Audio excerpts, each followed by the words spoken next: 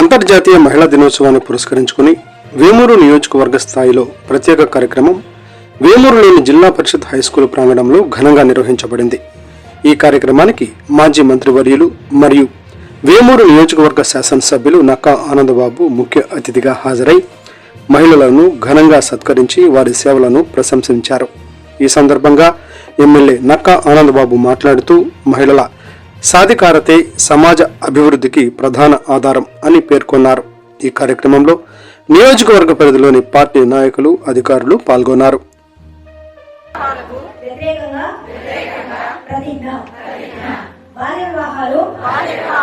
ఒక సాంఘిక దురాచారం మరియు నేరం.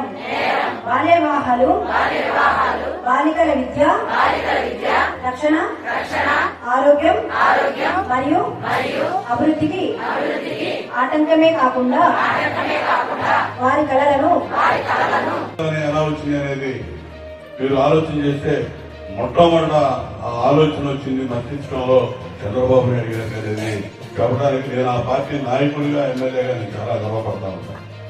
కాబట్టి వాస్తవానికి దగ్గరగా మీరు కూడా ముందుకు నడవాల్సిన అవసరం ఉంది. మీరు ఎందులో కూడా వెనుకబడతానికి గురి కావాల్సిన అవసరం లేదు. అన్ని రంగాలు ఇవాళ ప్రపంచంలో ప్రతి రంగంలో మహిళ ముందుంది. ప్రపంచాన్ని పరిపాలించడంలో ముందుంది. ప్రపంచంలో రాజకీయ పరమైనటువంటి అవకాశాలు మీకు ప్రపంచంలో ఎన్నో వస్తున్నాయి, కానీ భారతదేశంలో మాత్రం రాబోయే రోజుల్లో పుష్కలంగా రావడానికి అవకాశాలు ఉన్నాయి. చెప్పారు 33% రిజర్వేషన్ స్థానిక సంస్థల్లో.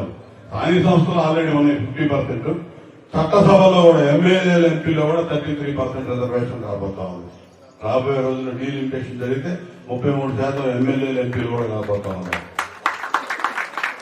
కాబట్టి అన్ని రకాలుగా ఈ రాష్ట్రంలో మళ్ళా చంద్రబాబు నాయుడు గారు గత 5 సంవత్సరాల పరిపాలన 19 నుంచి 24 వరకు సాగినటువంటి పరిపాలనని ఇంటికి పంపించి మీ అందరి సహకారంతో అధికారంలోకి వచ్చినటువంటి చంద్రబాబు నాయుడు గారి నాయకత్వంలోని కూటమి ప్రభుత్వం ఈ 2 సంవత్సరాల కాలం నుంచి అనేక రకాలుగా మళ్ళా పునాదులు వేసి పాడైపోయిన రాష్ట్రాన్ని ముందుకు నడిపించడానికి అనేక రకాలుగా కష్టపడతా ఉన్నాం.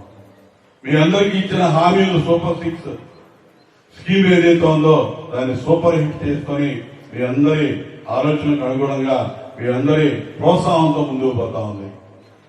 తల్లికి వందనం కార్యక్రమం కానీ, స్త్రీ శక్తి కానీ, ఫ్రీ సిలిండర్లు సంవత్సరానికి 3 ఫ్రీ సిలిండర్లు కానీ, అదేవిధంగా రైతు సంబంధించి అన్నదాత సుఖీభావ కానీ, ఈ కార్యక్రమాలన్నీ కూడా పూర్తి చేసుకుని ముందుకెళ్తున్నటువంటి ప్రభుత్వం ఈ ప్రభుత్వం.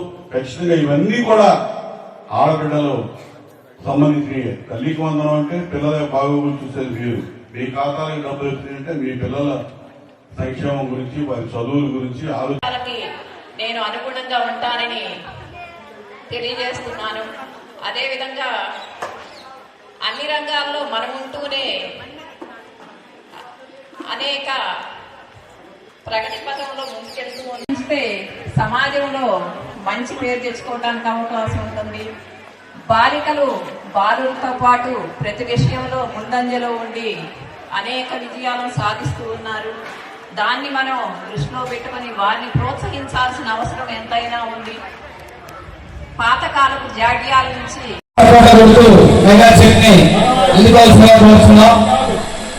146 కోట్ల 7 లక్షల రూపాయలు బ్యాంకు ద్వారా రుణాలు ఇప్పించాం. సీడీ ద్వారా రుణాలు, ఉన్నతి ద్వారా రుణాలని ఎస్సీ సప్లాన్లో, ఎస్సీ ట్రైబల్ సప్లాన్లో ఎస్సీలకి ఇంటిని సమర్థవంతంగా మీరే నిర్వహిస్తారు. మగవాళ్ళు ఎక్కడెక్కడో తిరిగి వస్తే మీరు మాత్రం ఎంత డబ్బులు ఇస్తే ఆ డబ్బుల్ని దేనికి ఖర్చు పెట్టాలో సమర్థవంతంగా ఖర్చు పెట్టి నిజమైన ఫైనాన్స్ మినిస్టర్లో ముఖ్యమంత్రి చంద్రబాబు నాయుడు గారు గాని, మన యొక్క ఉప ముఖ్యమంత్రి పవన్ కళ్యాణ్ గారి ఆధ్వర్యంలో అనేక రకాల కార్యక్రమాలు ఎలా జరుగుతున్నాయంటే, మన ప్రభుత్వం సూపర్ 6 అని పెట్టింది. సూపర్ 6 లో 6 కూడా మహిళలకు. మేమందరూ కూడా ఒక తల్లిగా, ఒక చెల్లిగా, ఒక భార్యగా, ఒక అమ్మమ్మగా, నాయనమ్మగా ఎన్ని విధులు నిర్వర్తించాలంటే అన్ని విధులు నిర్వర్తిస్తూ ఉంటారు.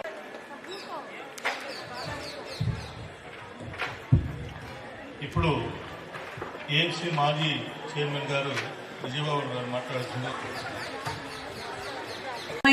మన ఈ పండగకి అర్హత అనుకుంటాము. ఎందుకంటే సాధికారత అనేది రాజకీయంగా గాని, సమానత్వంలో హక్కులు సాధించడంలో గాని, అదేవిధంగా ముఖ్యంగా విద్యను అభ్యసించినట్లయితే మహిళలు ముందుకెళ్ళడానికి అవకాశం అనేది ఉంటుంది.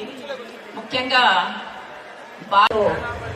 సగం మంది మహిళలు అనేక పదవులను అలంకరించి వారి యొక్క చైతన్యంతో అదేవిధంగా మిషన్ కొనుక్కుని దానికి సంబంధించిన ఐటమ్స్ అవన్నీ కొనుక్కుని నేను జీవనాన్ని కొనసాగుతాను. నా భర్త వచ్చేసరికి నా భర్తకు వచ్చే మనీ సరిపోవు కాబట్టి నేను కూడా ఆ మనీతో వేస్ట్ చేయకుండా ఒక మిషన్ కొనుక్కుని దాన్ని కొనసాగించుకున్నాను, స్టిచ్చింగ్ చేసుకున్నాను. దాని మాకు నెలకు 10,000 రూపాయలు ఇన్కమ్ వస్తుంది. అదేవిధంగా రెండో లింకేజీ 6,000 తీసుకున్నాను. దాన్ని మేము అకౌంట్ చేసుకున్నాం. గృహం కట్టుకోవాలని మూడో లింకేజీ 1,00,000 రూపాయలు వచ్చినాయి. దాన్ని ఎంబ్రాయిడింగ్ మిషన్ చేసుకుని ఎంబ్రాయిడింగ్ మిషన్ అది కూడా పెట్టుకున్నాను. అదేవిధంగా 2 లక్షలు వచ్చినప్పుడైతే ఒక గృహ, ఎందుకంటే సమాజంలో సగభాగం మీరే ఉన్నారు. మగాడి కంటే ఎందులో కూడా తీసిపోయినటువంటి రీతిలో ఇలా అన్ని రంగాల్లో ముందుకి మహిళ వెళ్తా ఉంది. సమాన హక్కులని ఉన్నాయంటే లేవని చెప్పుకోవాలి. భారతదేశానికి స్వాతంత్రం వచ్చి 78 ఏళ్ళు అయింది. పూర్తిగా మహిళలకు సమాన హక్కులు ఉన్నాయంటే నిజాయితీగా ఆలోచిస్తే రాలేదని చెప్పుకోవాలి. ప్రపంచం వ్యాప్తంగా మహిళా దినోత్సవం అని, లేదు రైతు దినోత్సవం అని, కార్మిక దినోత్సవం అని, వికలాంగుల దినోత్సవం అని, ఇలా గుర్తింపు పొందినటువంటి డేట్స్ లో వారు ఇవ్వడానికి ఇస్తుంటారు. కానీ సంవత్సరానికి ఒకసారి మనం ఈ విధంగా సమావేశమై మాట్లాడుకుంటాం. కానీ ఎంతవరకు అమల్లో ఇవన్నీ కూడా అమలవుతున్నాయి అనేది వాస్తవాన్ని మనం ఆలోచించాలి. మహిళ గురించి పెద్దలందరూ చెప్పారు. ఒక తల్లిగా, ఒక కోడలిగా, అదేవిధంగా ఒక భార్యగా ఎటువంటి స్వార్థం లేకుండా నిస్వార్థంగా సేవ చేసే వ్యక్తి స్త్రీ. రిటైర్మెంట్ లేదు, మీకు జీతభత్యాలు లేవు ఈ కార్యక్రమాలకి. కానీ మీలో నిస్వార్థం అనేది ఉంది, త్యాగం ఉంది. త్యాగానికి మరో రూపు స్త్రీ అని చెప్పుకుంటారు. కానీ సమాజంలో దక్కాల్సినటువంటి గౌరవం ఉందంటే వాస్తవానికి పూర్తిగా అయితే లేదని చెప్పుకోవాలి.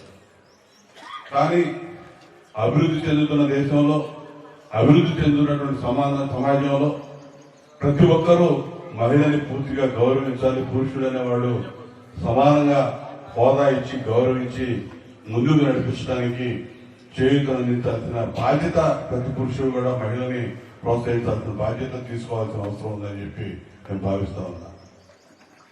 ఎందుకంటే ఇలా మహిళా శక్తి ఈ భారతదేశం గురించి ఆలోచిస్తే సమాజంలో సగభాగంగా ఉన్నటువంటి మహిళల గురించి మొట్టమొదటిగా ఆలోచన చేసినటువంటి మహానుభావుడు డాక్టర్ బిఆర్ అంబేద్కర్. మీ అందరికీ తెలియదు, అంబేద్కర్ గారు అనగానే ఆయన ఏదో దళిత ఉద్ధారకుడు, అన్ని వర్గాల గురించి ఆలోచన చేసి రాజ్యాంగాన్ని రచించాడు. రాజ్యాంగంలోనే హిందూ కోడ్ బిల్ తీసుకొచ్చాడు. మహిళలకు అన్ని రంగాల్లో సమాన హక్కులు ఇవ్వాలని చెప్పి పార్లమెంట్ లో మొట్టమొదటిగా బిల్లు ప్రవేశపెట్టింది అంబేద్కర్ గారు. కానీ పార్లమెంట్ లో ఆ బిల్లు వీగిపోయింది, ఒప్పుకోవాలి. ఆ రోజు ఉన్నటువంటి అధికారంలో ఉన్నటువంటి పార్టీ నాయకులు, ఎంపీలందరూ కూడా పార్లమెంటు సాక్షిగా మహిళలకు హక్కులు ఇవ్వడానికి ఒప్పుకోవాలి.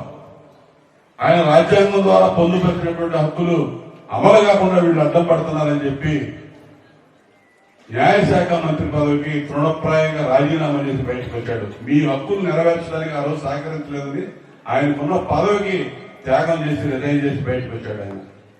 ఆ రోజు మొదలైంది మహిళలకి హక్కులు కావాలనే ఆలోచన, పోరాటం అనేది భారతదేశంలో మొదలైంది ఆ రోజు. మళ్లీ ఆ హక్కు ఆలోచన రూపంలో ముందుకొచ్చి అమలు కావడం మొదలైంది మాత్రం ఎన్టీ రామారావు గారు తెలుగుదేశం పార్టీ పెట్టిన తర్వాత ముఖ్యమంత్రి అయినాక ఆస్తిలో సమాన హక్కు మొట్టమొదటిగా మహిళలు తీసుకొచ్చింది ఎన్టీ రామారావు గారు తెలుగుదేశం పార్టీ అని చెప్పి మీకు చెప్పడానికి నేను గర్వపడతా ఉన్నా. తెలుసా మీకు ఎంతమంది తెలుసా? రాజకీయ రిజర్వేషన్లు ఇచ్చింది, ఉద్యోగాల్లో రిజర్వేషన్లు ఇచ్చింది ఎన్టీ రామారావు గారితో మొదలైంది. ఇవి యథార్థం. అంబేద్కర్ గారు ఆ రోజు చేయడానికి పూనుకొని చేయలేక బయటకు వచ్చినటువంటి సామాజిక బాధ్యతతో కూడుకున్నటువంటి కార్యక్రమం ఎన్టీ రామారావు గారితో ఆంధ్రప్రదేశ్ రాష్ట్రంలో మొదలైంది. ఆ తర్వాత ఆస్తిలో సమాన హక్కు, ఇతరత్ర రిజర్వేషన్లు ఇవ్వడంతో పాటు ముఖ్యమంత్రిగా చంద్రబాబు నాయుడు గారు వచ్చిన తర్వాత ఆర్థిక స్వావలంబన, మహిళ తన కాళ్ళ మీద ఆర్థికంగా నిలదొక్కగలిగితే కుటుంబానికి ఎటువంటి ఇబ్బంది ఉండదు, అన్ని రకాల్లో ఆ కుటుంబాన్ని ముందుకు తీసుకెళ్లగలదు, ఆ శక్తియుక్తులు మహిళకు ఉందని చెప్పి గుర్తించి ఆర్థికంగా మీ కాళ్ళ మీద మిమ్మల్ని నిలబెట్టడానికి మొట్టమొదట ప్రయత్నం చేసి ప్రాజెక్ట్ తీసుకొచ్చి ఈ డ్వాక్రా సంఘాల సృష్టికర్తగా నిలబడినటువంటి వ్యక్తి నారా చంద్రబాబు నాయుడు గారని చెప్తా ఉన్నా. 97 అప్పుడేనమ్మా 97 98 డ్వాక్రా సంఘాలు 98 98 అంటే ఇప్పటికి 28 సంవత్సరాల క్రితం ప్రారంభమైనటువంటి మహా ఉద్యమం అని చెప్పుకోవాలి. ఆ రోజు డ్వాక్రా సంఘాల ద్వారా మిమ్మల్ని రోడ్డు మీదకి రావాలి, మీరు సంఘాలు పెట్టుకోవాలంటే అనేక అడ్డంకులు కుటుంబాల్లో భర్తల నుంచి కూడా ఎదురైనటువంటి పరిస్థితి, పిల్లల నుంచి ఎదురైనటువంటి పరిస్థితులు. ఆ అడ్డంకులన్నీ ఎదిరించి మీరు రోడ్ల మీదకి వచ్చి మీ సంఘాలు మీరు పెట్టుకొని మీ పొదుపు మీరు ప్రారంభించి మీ కాళ్ళ మీద మీరు నిలబడి మీ భర్తలతో పాటు మీరు కూడా సంపాదించడం ఏదైతే మొదలు పెట్టారో ఆ రోజు సమాజంలో కానీ కుటుంబంలో కానీ మీకంటూ ఒక ప్రత్యేక స్థానం వచ్చింది, ప్రత్యేకత వచ్చింది, గౌరవం పెరిగింది, రెట్టింపైంది. మీ పిల్లల భవిష్యత్తు తీర్చిదిద్దుకోవడానికి మీ చేతిలో 10 రూపాయలు మీ ద్వారా సంపాదించడం మీరు మొదలుపెట్టింది మొట్టమొదటి ఆద్యుడు చంద్రబాబు నాయుడు గారు ఆలోచన అని చెప్పి చెప్తా ఉన్నాను. ఇది యథార్థం. రాజకీయ ఉపన్యాసం కోసం నేను చెప్పట్లా. 28 సంవత్సరాల క్రితం